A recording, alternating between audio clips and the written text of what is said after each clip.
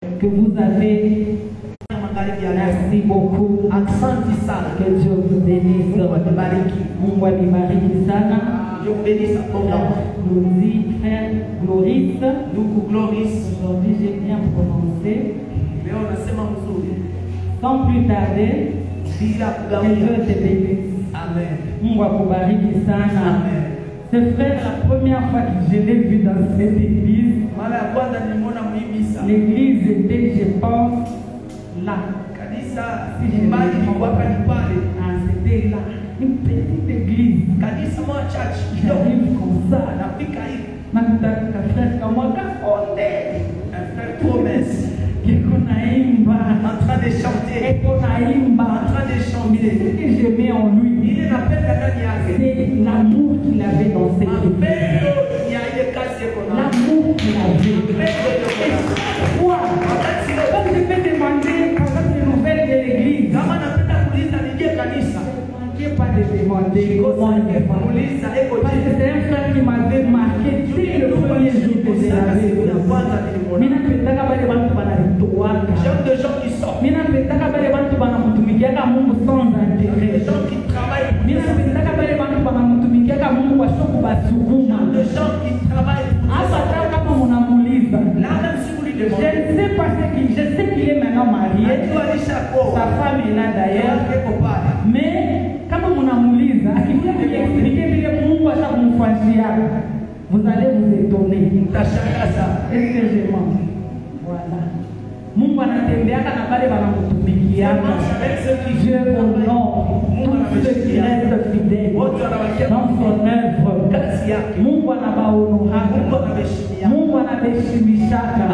Reste aussi fidèle. Reste fidèle. La première fois qu'on m'avait dit de prêcher, j'avais préparé une prédication d'1 heure du temps. Je vous dis que j'avais préparé. Je n'oublierai pas. C'était la prédication du pasteur Roland Dami. Mina répété. Mina Sema. J'ai encore répété. Mina Njika. J'ai prié. J'arrive devant la chaîne. J'ai commencé à prêcher. Lorsque je prêchais, en tout cas, si j'avais fait beaucoup, c'était 12 minutes. Et tout s'était fini. Dans les 12 minutes que je vous remercie, il y avait un remerciement. Il y avait la lecture. Il y avait développement. Il y avait aussi le développement. La conclusion. Et la conclusion. Lorsque je finis, parce que je m'étais dit maintenant qu'est-ce qu'il va faire. Ce jour-là, j'avais très mal. J'ai dit Seigneur, mais tu m'avais dit que je vais te servir, non? Pourquoi tu m'as fait honte comme ça? Je ne voulais plus rentrer à la chair. Je ne voulais plus qu'on puisse me parler de ça. Je ne voulais pas. La deuxième fois, c'était quelques mois après. Mon pasteur à l'époque, Anayambi à la Sema, il me dit, c'était en tout TV. C'était en plein kit. Il dit juste, le dimanche prochain, c'est la sœur Bijou qui va nous conduire dans les offrandes. Il est comme moi à offrande, c'était d'abord exhorté. Il s'habita et après faire les services. D'abord quand il avait seulement dit, j'avais tremblé de la tête. Je ne voulais pas que l'autre dimanche arrive. Je disais en tout cas, j'étais même prête à m'absenter à l'église. Je ne voulais pas. Mais j'ai juste constaté que c'est comme si on quittait de lundi jusqu'à jeudi. Donc lundi, maman a expliqué jeudi. Je voulais que les jours s'arrêtent. Parce que je me disais que je vais encore avoir honte. Je me disais que je vais encore avoir honte. Mais j'avais fait confiance en Dieu. Et le Seigneur m'avait compris. N'abandonne pas. C'est le message que je vais te faire. N'abandonne pas.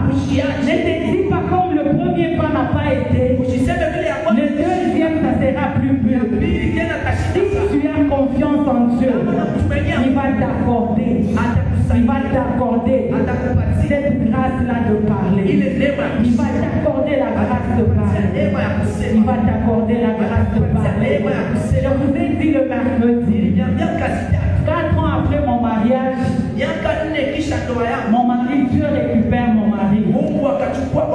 C'est un mariage où j'avais beaucoup prié. J'avais beaucoup prié. Peut-être que toi, le Seigneur t'a accordé la grâce de te marier comme ça facilement. Mais nous, en tout cas, c'était un problème où il fallait beaucoup prier. Il fallait faire beaucoup de sacrifices. J'ai fait ce sacrifice-là. Et voilà que 4 ans après, je reprends mon mari. Je suis resté. J'ai dit à Dieu, Seigneur, ton histoire, toi et moi, ça s'arrête là. Bele pakonesha tena nini? Kisa kuonesha Mungu. Pakonesha tena nini? Sina tena ya kuonesha. Je n'ai rien à faire par kuomba. Même si pour prier, il faut kuonesha Mungu mimi nakushukuru. Ne vais commencer par mimi nataka kuexpliquer Mungu vile wakaomba. Mungu mimi nakushukuru. Seigneur, je te dis sasa mimi takwenda kunakushukuru tu ya. Je serai en train de te remercier les fois na nini? Qu'est-ce que tu as fait? Ninasema Mungu niko na kuabudu. Il y a que Seigneur je parce que tu es qui dans Seigneur, tu viens de me faire la honte de ma vie. J'étais en train de dire aux gens, le Seigneur m'a honoré. J'étais en train de dire aux gens, le Seigneur m'a consolé. Mais là, tu viens de me faire la honte de ma vie. J'ai évolué. Les épreuves sont venues devant moi. À m'a poussé à retourner dans la présence de Dieu. Et un jour, pendant que on m'avait invité dans une convention comme celle-ci, j'arrive dans cette convention, une maman qui m'avait précédé,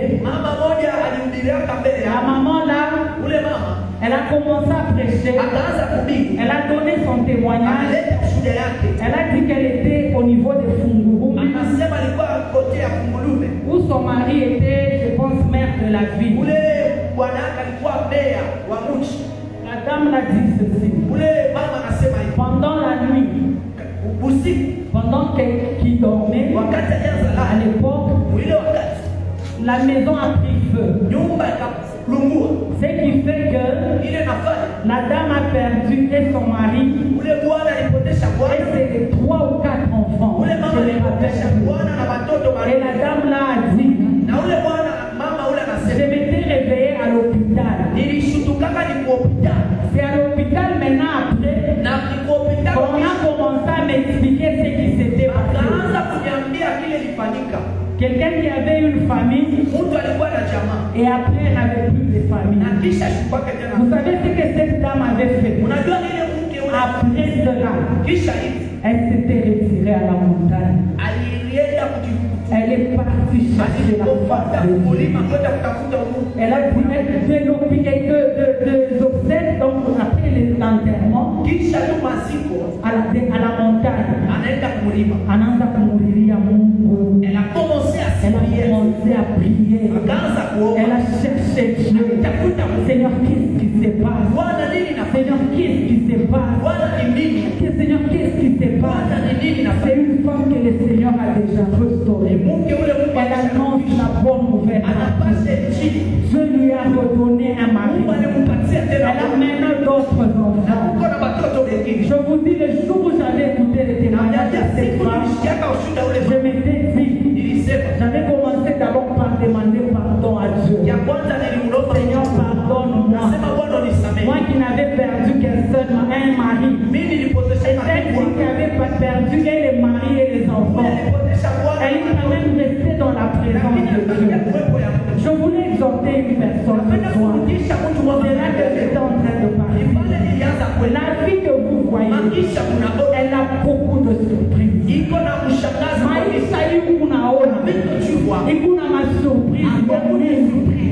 Dans le bon comme dans le mauvais. Tout peut arriver à tout moment. Tout peut vous arriver à tout moment. parfait dans votre vie, c'est de renoncer à Jésus. La seule chose que vous ne devrez pas faire dans votre vie, ni kukatala kumutumikia Mungu.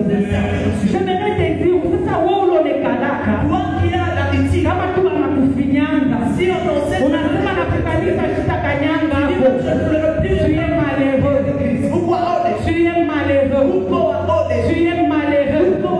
C'est l'œuvre de l'Éternel ton Dieu qui te bénira. C'est l'œuvre du Tout-Puissant qui te bénira. La bénédiction, c'est dans l'œuvre de Dieu. La bénédiction, c'est dans l'œuvre de Dieu. Quel que soit ce qui t'est arrivé là, quel que soit ce que le diable t'a imposé, reviens à Jésus. C'est lui qui a la réponse à ce problème. C'est lui qui va te donner les chemins par lui aujourd'hui. Je suis en train de me demander si à l'époque j'avais renoncé à ma foi.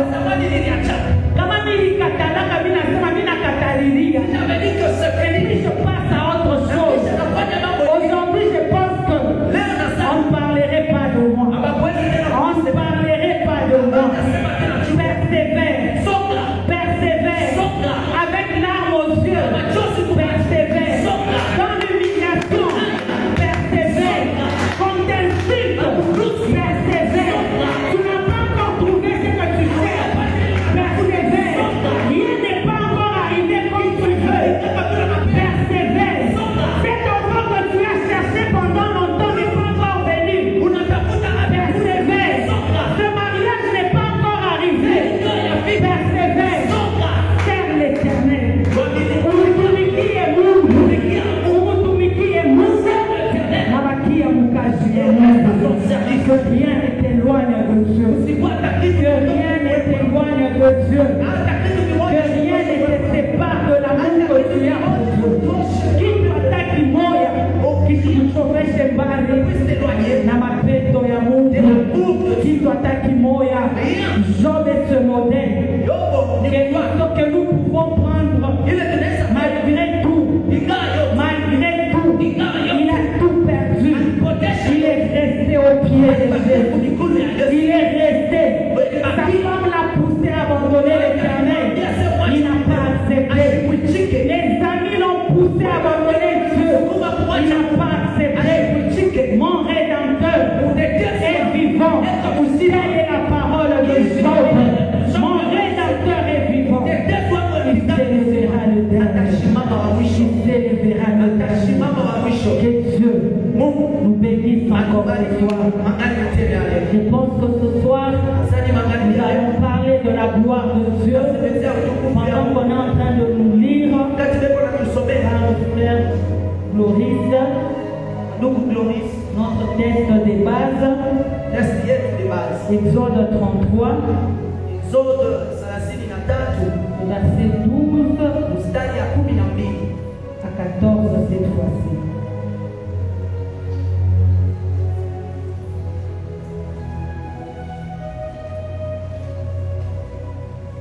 Exode 33, 12 à 14.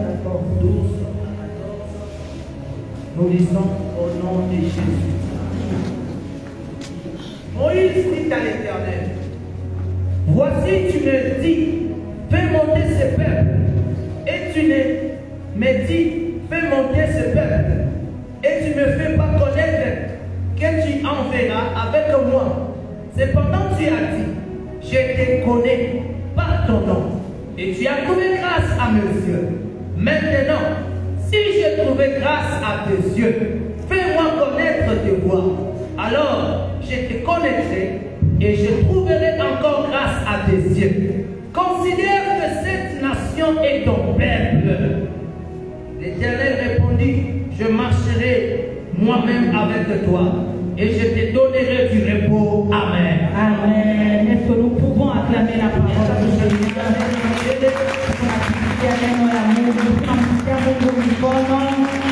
Gloire à Jésus. Nous avons essayé de vous expliquer notre foi. Si tu veux marcher dans la gloire et la grâce de Dieu, tu dois t'élever. Parce que tu es la lumière. Nous avons dit que tu ne peux pas te sous-estimer. Tu dois t'accrocher à la parole de Dieu. Tu dois déclarer la parole de Dieu. Déclare la parole de Dieu dans chaque situation de ta vie. Fais à ce que les choses changent dans ta famille. Fais à ce que les choses changent, que les choses ne restent pas comme c'était. Change, lève-toi. Enfin que la grâce de Dieu soit le partage de ta famille. Enfin que la gloire de Dieu soit le partage de ta famille. Ce n'est pas pour rien que Dieu t'a placé dans cette famille. Ce n'est pas pour rien que Dieu t'a donné les enfants que tu as. La situation que tu es en train de traverser maintenant là, si tu ne t'élèves pas, elle ne finira pas. Tu dois être quelqu'un qui supplie Dieu. Tu dois être quelqu'un qui prie Dieu. Seigneur, si je trouve grâce à tes yeux, fais-moi voir ta gloire. Fais-moi voir ta gloire. Mardochée, il voulait assez que le peuple juif soit libéré. Voilà comment il a rappelé à la conscience d'Esther en lui disant ceci. Qui sait si c'est en ces temps comme celui-ci que Dieu t'a appelé à la royauté? Que Dieu t'a appelé à la royauté.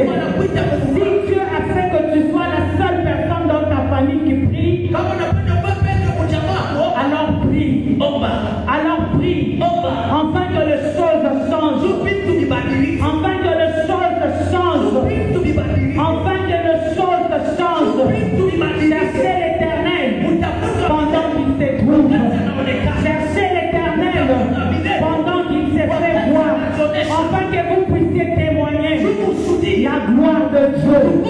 Dieu écoute la prière de ses enfants. C'est la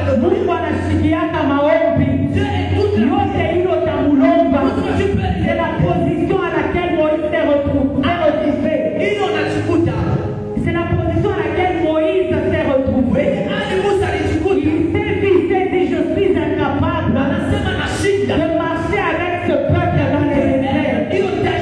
Voilà pourquoi il a dit à Dieu, Seigneur, si je trouvais grâce à tes yeux, fais-moi voir ta gloire. Seigneur, si tu m'as choisi pour être à la tête de ce peuple, fais-moi voir ta gloire. Seigneur, si tu veux que je sois ta bouche pour ce peuple, fais-moi voir ta gloire. Seigneur, si tu veux que ma famille soit sauvée, fais-moi voir ta gloire. Seigneur, si tu veux que ma vie change, fais-moi voir ta gloire. Si tu veux voir les changements dans ta famille, Seigneur, fais-moi voir ta gloire. Fais-moi voir ta gloire. Fais-moi voir ta gloire. Alors en quelques mots, je vais parler de la gloire de Dieu. Je vais essayer de définir la gloire de Dieu. La gloire de Dieu est une renommée brillante, universelle et durable. Ça, c'est ma première définition. La renommée brillante, universelle et durable. La deuxième chose, la gloire de Dieu, c'est les succès dont les talents sont célèbres. La gloire, c'est les succès dont les talents sont célèbres. Nous voyons le joueur avec leur gloire. Il y a beaucoup de célébrités. Quand nous voyons ces gens-là, nous voyons la gloire de Dieu. Nous voyons la gloire. La gloire de Dieu. La gloire de Dieu. La gloire de Dieu, c'est le poids de Dieu. La gloire de Dieu, c'est le poids de Dieu. La gloire de Dieu, c'est les cabots de Dieu. C'est le poids de Dieu.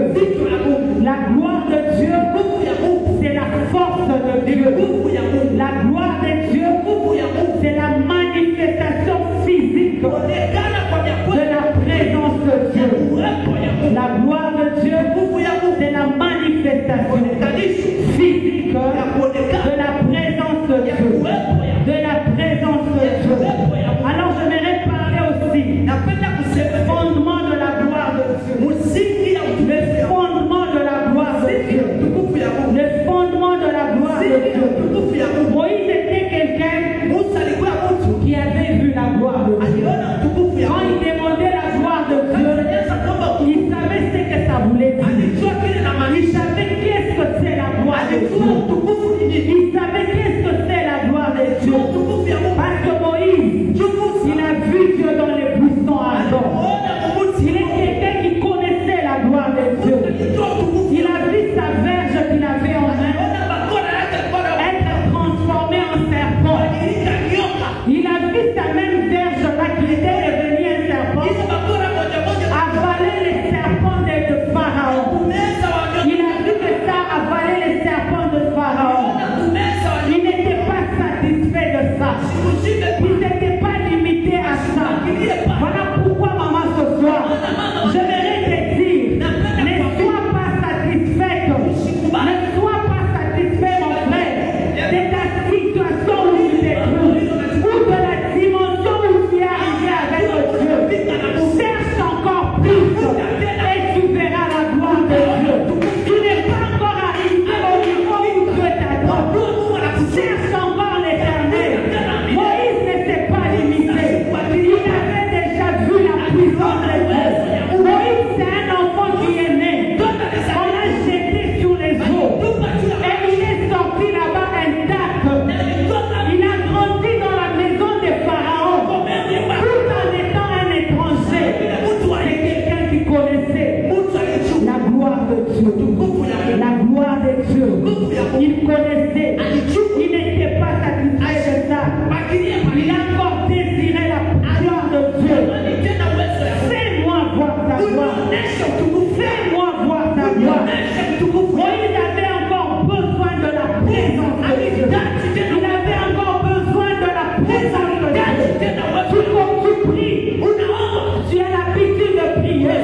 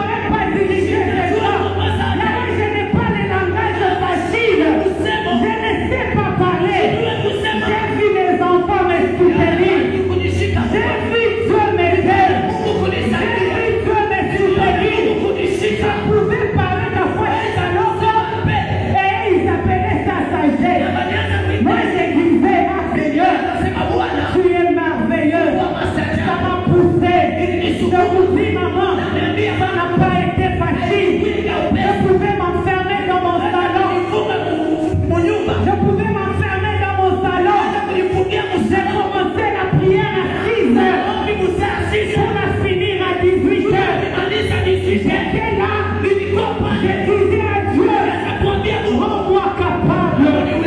Rends-moi capable. J'ai vu le Seigneur marcher avec moi.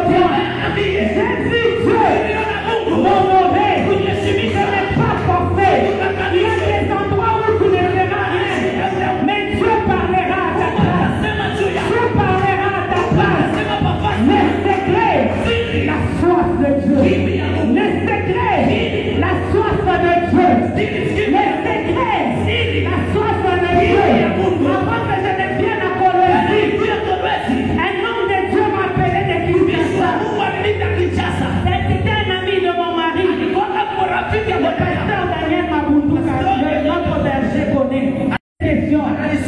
Maman Bijou, comment va l'église de Lubumbashi? Ça va. J'ai dit que ça va. Comment va l'église de Kolwezi? Ça va. Comment va l'église de Likasi? Minasema ça va. Il m'a dit on ne pouvait rien faire.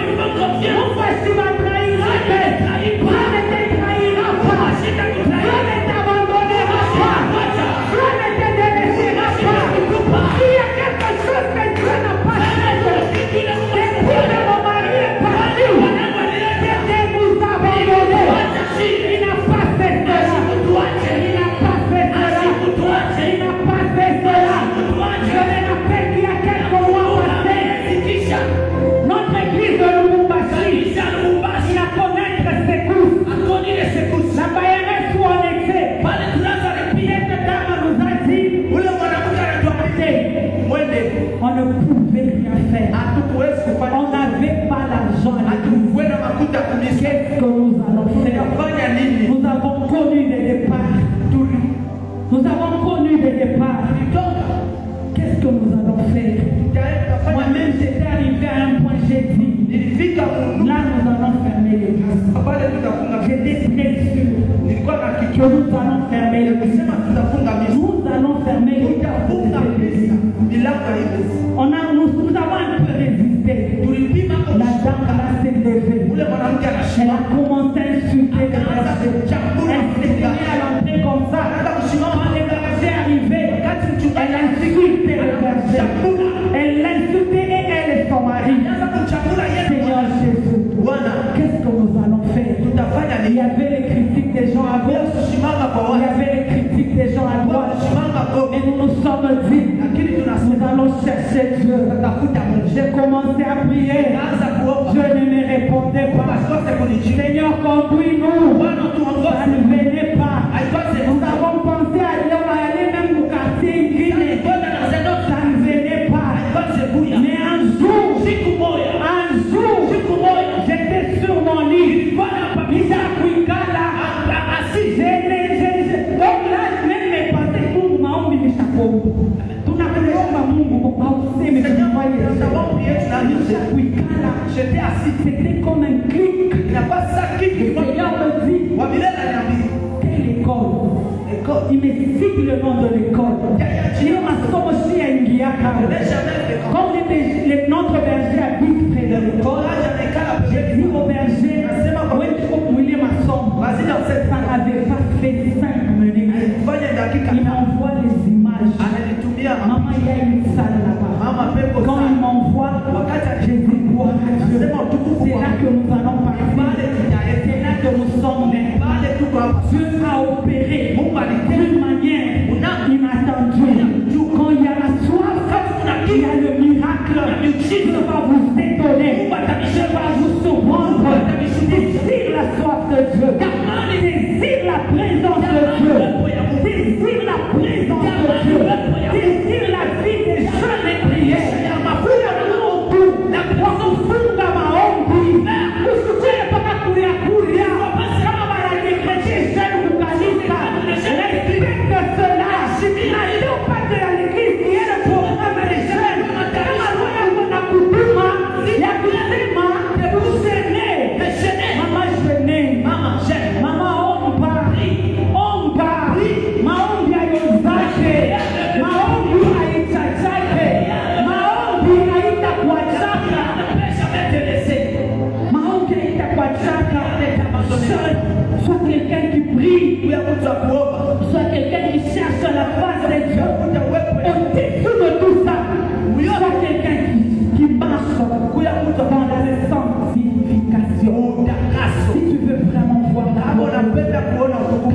unapenda tu, si tu veux upe Mungu jina ya sasa. donner Dieu un nouveau nom, Tembea mboka wa marche dans la crainte, la vie de la sainte, maisha ya utakasi. la vie de la sanctification.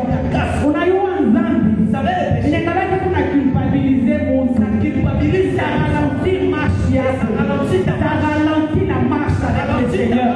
Utakuwa mwenyewe unasema mimi kwa nzambi. J'avais connu le péché. Mungu mimi nakushukuru. Seigneur, je te remercie. Malade.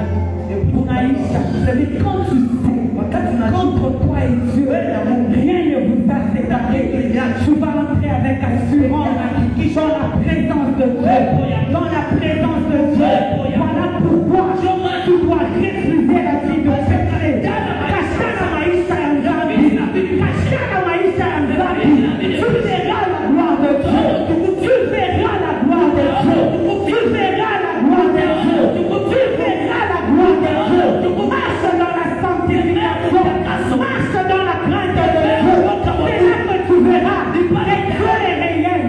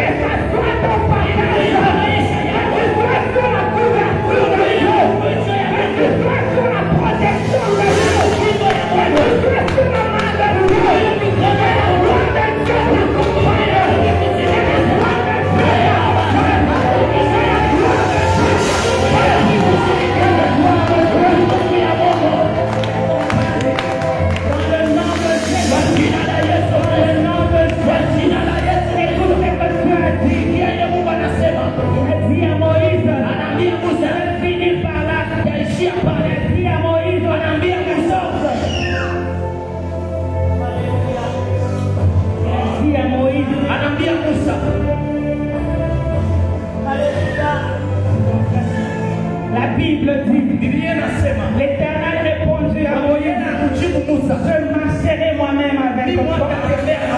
Je marcherai moi-même avec toi.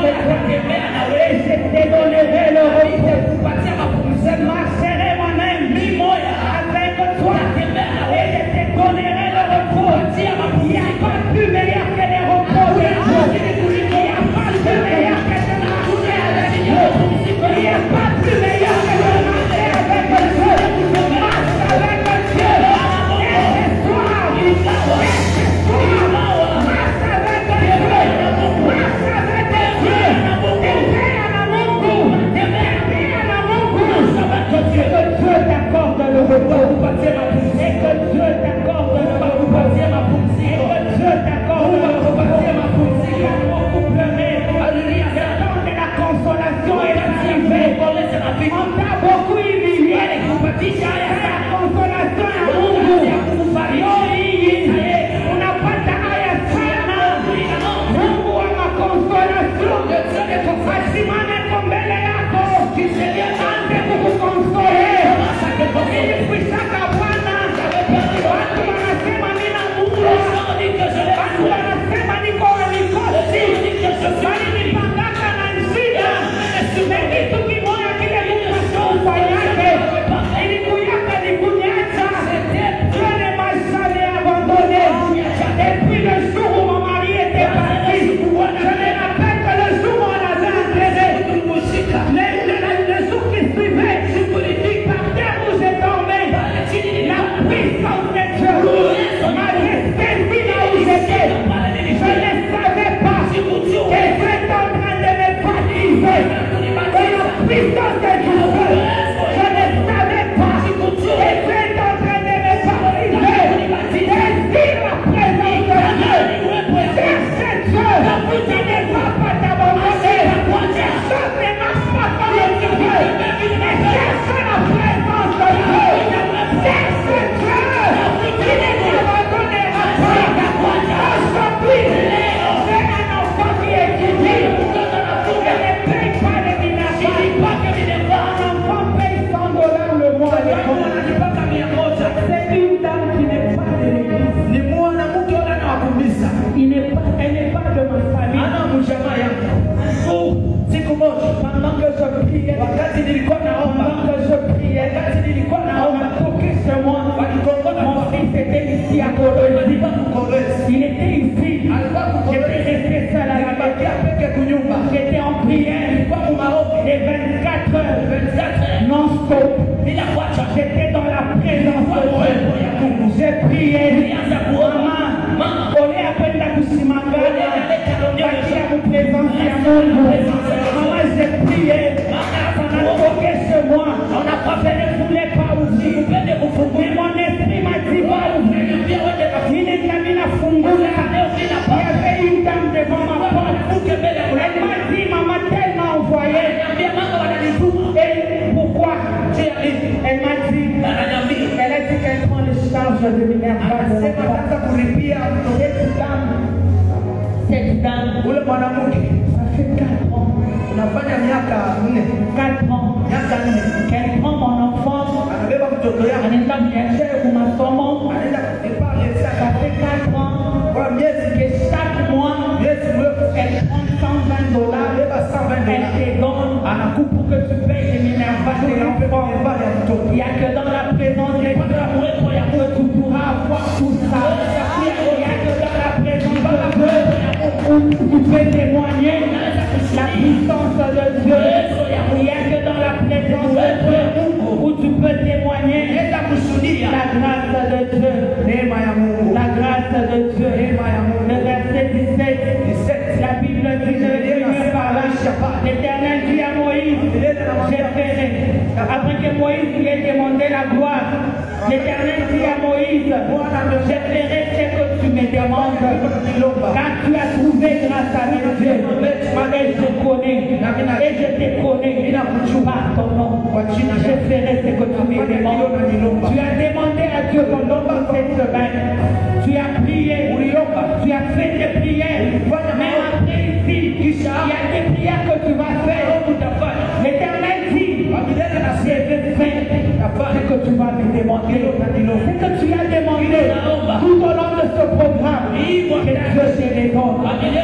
Dieu te les donne. Mungu akupe.